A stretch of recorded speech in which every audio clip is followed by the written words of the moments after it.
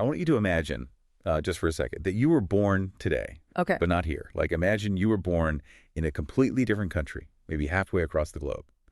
You're born into a different religion, a radically different political system, a completely different family dynamic and culture. Right. A total reset. Exactly. Now, ask yourself, would you still believe what you believe right now? That is a tough one. Right. Would you support the exact same ideas? I mean, would you admire the same heroes?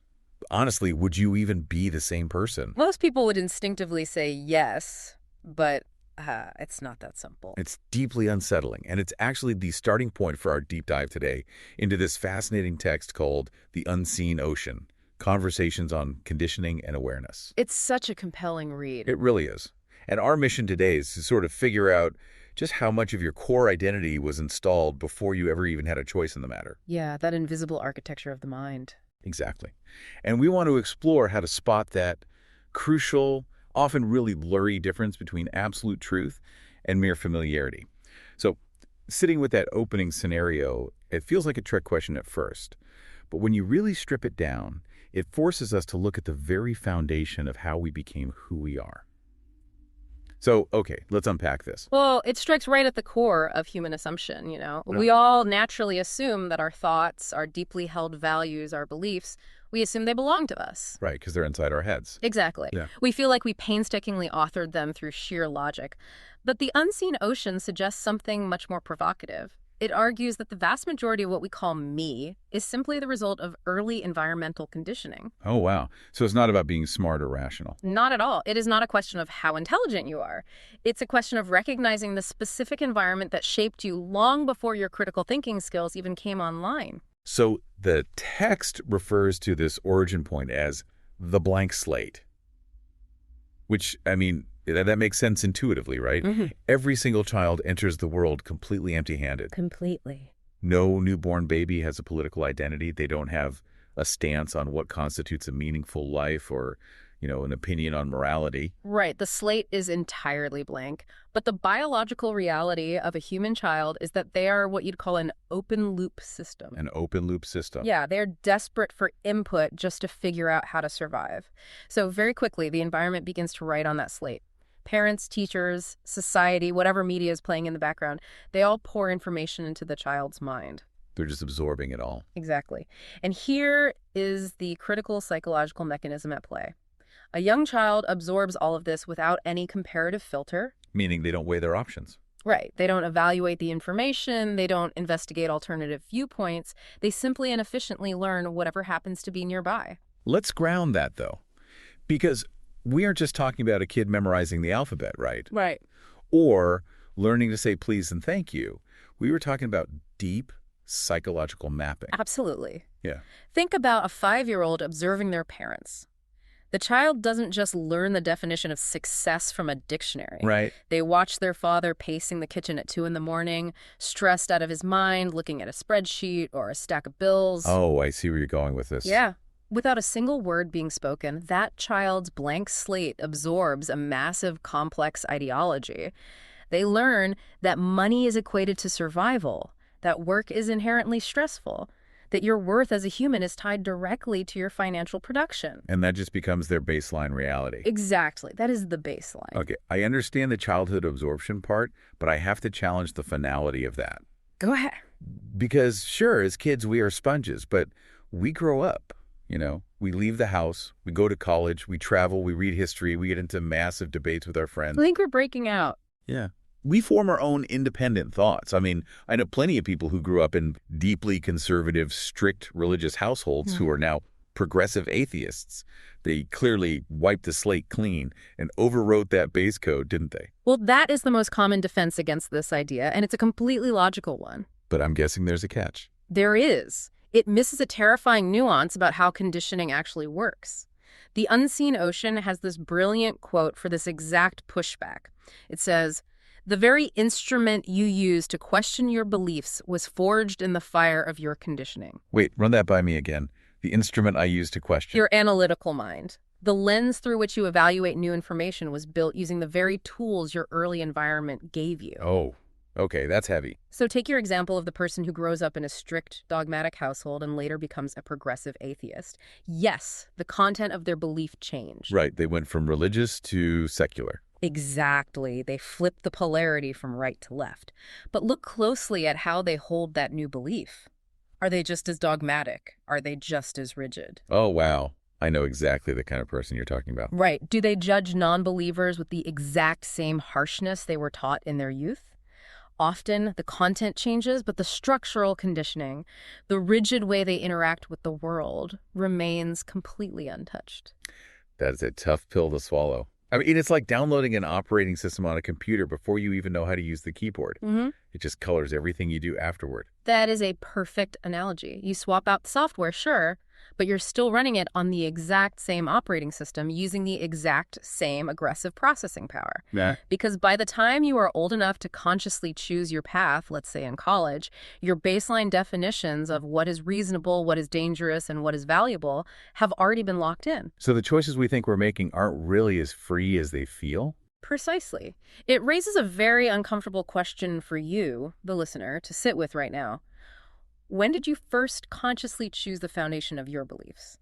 Or, if you are being brutally honest with yourself, were most of them simply inherited and then later rationalized? It's unsettling because it explains why we don't even notice this operating system running in the background. If the structural conditioning happens that early and that deep, we just walk around completely oblivious to our own programming. And the text has a metaphor that perfectly captures this blindness: the fish in the ocean. Right. It's a classic philosophical image for a reason. It really is. Right. A fish cannot see the ocean because the fish has never been outside of it. The water is everywhere, and precisely because it is everywhere, it becomes completely invisible. And human beings are exactly the same when it comes to our cultures, our traditions, and our social expectations. Yes, we don't even have a word for the water we are swimming in. We just call it life. Right. We call it reality. Because these influences surround us constantly from the moment we draw our first breath, we inevitably mistake them for objective truth. You don't wake up on a Tuesday and think, today I will be programmed by my cultural surroundings. Exactly. It just feels like common sense. What's fascinating here is that we actually have to look at the neurological mechanism of why it feels like common sense. It comes down to something called cognitive ease. Cognitive ease, meaning what the brain is just trying to save energy. Spot on. The human brain consumes a massive amount of calories, so to survive, it constantly seeks efficiency. It wants to take the path of least resistance. Right. When you hear an idea over and over again in your environment, whether it's a political talking point, a societal norm, or a religious doctrine, the neural pathways for that idea become thick and heavily insulated. So they fire faster. Yes. The next time you encounter that idea, your brain processes it with zero friction. It requires no energy. That state of frictionless processing is cognitive ease, and the brain translates that feeling directly into a feeling of truth. Oh man, so familiarity is neurologically disguised as empirical truth. Yes, that's exactly it. You take two people raised in entirely different environments. One person looks at a deeply held belief and says, well, obviously, this is self-evident. Right. The person raised halfway across the world looks at the exact same belief and finds it entirely bizarre, maybe even offensive. Yet both of them feel 100% certain. Because they're both just feeling their own cognitive ease. Exactly. Logically, both cannot be objectively right. They are mistaking the comfort of having heard a concept 1,000 times for actual empirical reality. So what does this all mean? I mean, practically speaking, that exposes a massive blind spot in how we interact with each other every day. Huge. Think about how easily we judge someone from a different political faction or a different country. We watch them on the news and dismiss them as brainwashed or indoctrinated. Meanwhile, we automatically assume that our own views are the pristine, flawless result of pure logic and reason. We think we are the only fish in the sea who can actually see the water. Yeah, it's wild. It is the ultimate cognitive illusion. And historically, the water, our conditioning, it was limited. It came from passive, geographically bound sources. Like your immediate family, your local church, your neighborhood school. Right. You were conditioned by physical proximity. You couldn't be conditioned by something you couldn't physically interact with. But if geographic proximity was the ocean for our ancestors, what is the ocean now? Because I spend half my waking life looking at a piece of glass in my hand. The ocean isn't just passive culture anymore. No, it is actively engineered. And this is where The unseen ocean shifts from analyzing the past to diagnosing the present. We have moved from culture to code. Algorithms. Yes, algorithms are the modern conditioning machine, and they are vastly more powerful than a geographic community because they are entirely personalized. I really want to dig into how they exploit that original blank slate vulnerability we were just talking about, because it feels fundamentally different than just, listening to your parents at the dinner table. It is different because an algorithm is a feedback loop with absolutely no friction. Remember cognitive ease, the brain's desire for an energy-free environment. Right. The algorithm is perfectly designed to deliver that. Every click, every second you linger on a video teaches a highly advanced system exactly what your existing biases are. And what does the system do? It feeds you more of the same. It creates an endless IV drip of validation. It's the echo chamber problem. But that phrase almost feels too clinical for how insidious this actually is. I mean, it's like hiring a personal assistant whose only job is to bring you the news. Oh, I like this. Right. So by day 3, he realizes you only tip him when he tells you things you already agree with. By day 30, he's firing all the other staff who might disagree with you. Naturally. And by day 100, you are sitting alone in a windowless room, and this sycophantic assistant has locked the doors, padded the walls, and is projecting a completely fake curated reality onto the walls. That is a terrifyingly accurate way to picture it. You feel incredibly smart. You feel highly informed. But you are completely cut off from the real, complex, messy world outside. Yes. You feel informed, but you actually become intensely predictable. And the hidden danger here is profound. When you only consume comfortable content, the result is certainty, not wisdom. Wow. Certainty, not wisdom. And excessive certainty is mathematically the greatest obstacle to learning. If your cup is already full, you cannot pour anything else into it. The text poses a really sharp question here. It asks, are you actually choosing the information you consume, or is information increasingly choosing you? Oof. If I think back to the last time a new idea genuinely, fundamentally changed my mind, it's hard to pinpoint. If you listening to this can't remember the last time you entirely reversed your stance on a major issue, that sycophantic assistant is probably running your life. Most likely, yes. But this brings up a genuine friction point for me. Here's where it gets really interesting. If we logically know that these algorithmic echo chambers exist, and we know they are manipulating us for engagement, why do we fight so viciously to defend them? That's the real question. Why do we get so angry when someone pokes a hole in our curated reality? Because over time, these repeatedly reinforced beliefs mutate. They stop being just abstract ideas you happen to hold, and they become who you are. They become our identity. Exactly. They become your identity. The text delves deeply into humanity's obsession with labels. We adopt political labels, religious labels, professional labels, cultural labels. We do love a good label. It tells us where to sit in the cafeteria. It does. It creates a sense of belonging, which is a core human need. It is, and we shouldn't dismiss the evolutionary importance of that. For our ancestors, belonging to a tribe literally meant physical survival. If you were cast out of the tribe, you starved or you were eaten by predators. So it's deeply wired into us. Very deeply. Your brain is hardwired to fiercely protect your inclusion in the group, but labels inherently create boundaries. They draw a hard line between us and them. And once a specific belief is folded into your identity label, the psychological stakes change dramatically. The stakes become life and death to the brain. Literally, this is the actual neuroscience behind it. When someone attacks a belief that you have made part of your identity, your amygdala, the fear center of your brain, cannot distinguish between an intellectual predator and a physical predator. Oh, wow. So a debate feels like a lion attack. Exactly. Questioning that belief no longer feels like a simple intellectual debate. It is processed as a literal threat to your existence. Because if I am my belief and my belief is proven wrong, then do I even exist? That is terrifying to the human ego. It is. So your prefrontal cortex shuts down. You stop exploring, you stop listening, and you just start fighting. We've all felt that. You can physically feel it. Your heart rate spikes, your palms get sweaty, your chest gets tight just because someone on the internet disagreed with your stance on tax policy or even a movie review. Right. It's a visceral reaction. But I have to push back here because this sounds a bit nihilistic to me.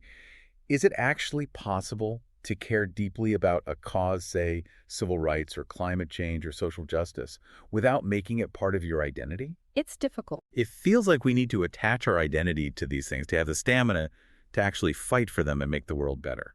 And that is the essential challenge. How do you participate in the world without being consumed by it?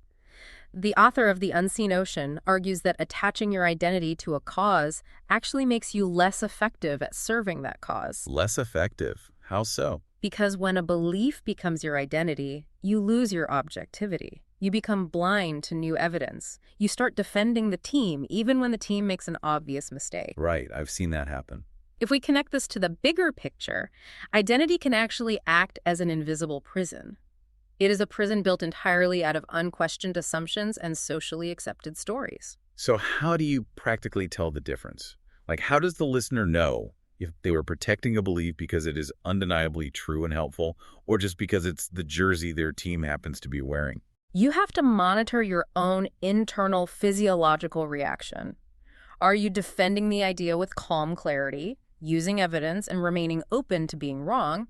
Or are you defending it with desperate emotional attachment, feeling that tight chest and spiking heart rate? It's all about the body's response. Yes. True awareness requires untangling your fundamental self-worth from the ideologies you just so happen to hold at this moment in time. Okay, so if attaching our identity to ideas is a trap, if it builds this invisible prison and shuts down our ability to learn, what is the alternative? Right. Because we have to interact with information. We have to have values.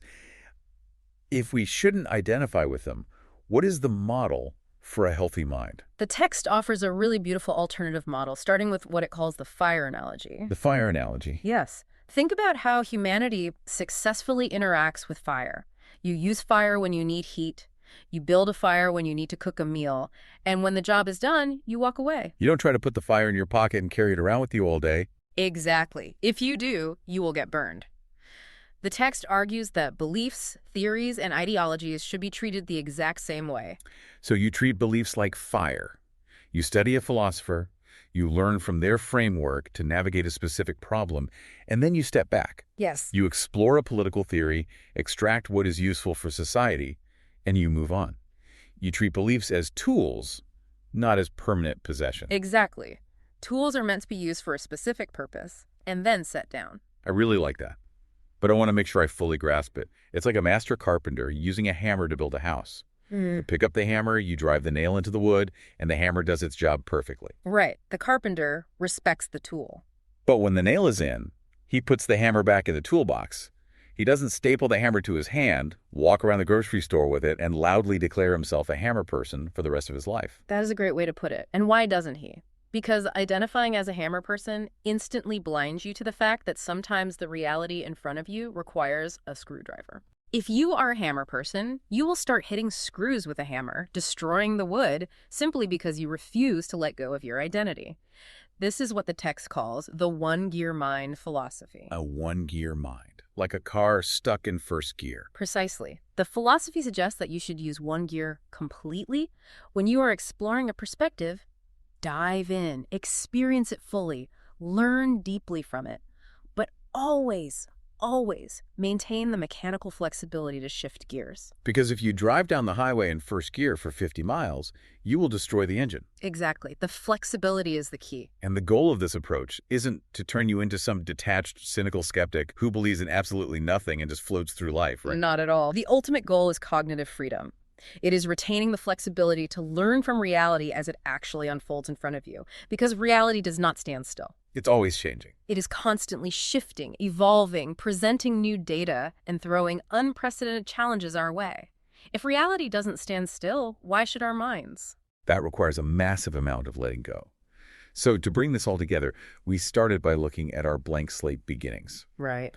We recognized that so much of what we think of as me was actually installed by our early environment long before we had the cognitive defenses to evaluate it. We explored the invisible ocean of culture and how modern algorithms exploit our brain's love for cognitive ease, constantly disguising familiarity as empirical truth.